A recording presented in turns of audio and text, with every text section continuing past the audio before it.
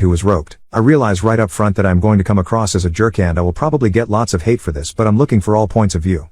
Also, this is going to be very long because I just don't know what to leave out and honestly I need to vent some. Here is the story. A year ago, actually a year and a month ago, my girlfriend was roped as she was leaving work. Thankfully she was not unalived, however her attacker did threaten her with a weapon. Fortunately the store she works at had cameras in the parking lot, and between them getting video of the attack and the bank across the street getting the attacker's car on camera, the police were able to catch him within a day.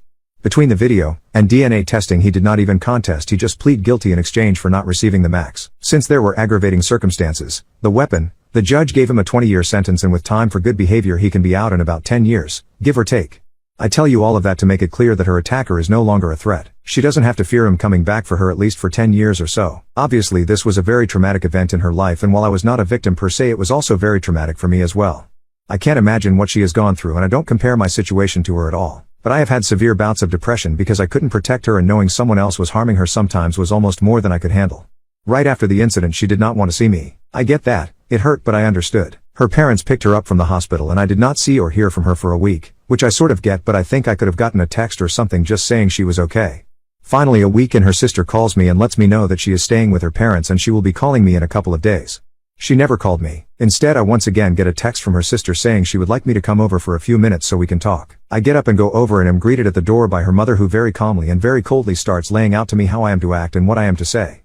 I am further instructed to not attempt to make any physical contact with her, as in hug or anything. Okay, again I get it. Major trauma. I'm sure they have been coached by therapists/counselors or something in what to say and do around her, so I play along. I walk in and she is sitting on a chair with her dad standing next to her and her sister sitting on the couch. As I walk in the room the sister starts talking and telling me that my girlfriend wants me to know that she is okay, but obviously she has been traumatized and appreciates my understanding in her recovery.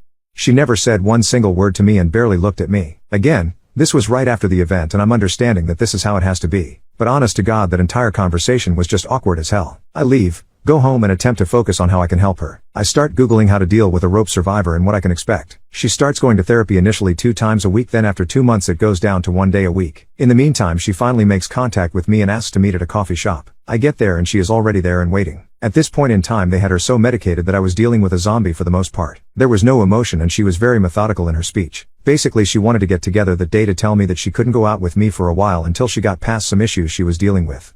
Of course I told her I understood. This was almost a month after the attack and this was our first conversation by ourselves, so I was already living under this assumption. I told her I would be there for her and that whatever she needed, whether that be space or a shoulder to cry on or anything, I was there for her. I started to tell her that I loved her and she stopped me. She told me that right now she didn't want to hear that and that I had to respect her wishes. I was once again a little hurt and frankly surprised, but I said whatever she wanted. She starts texting me the next day.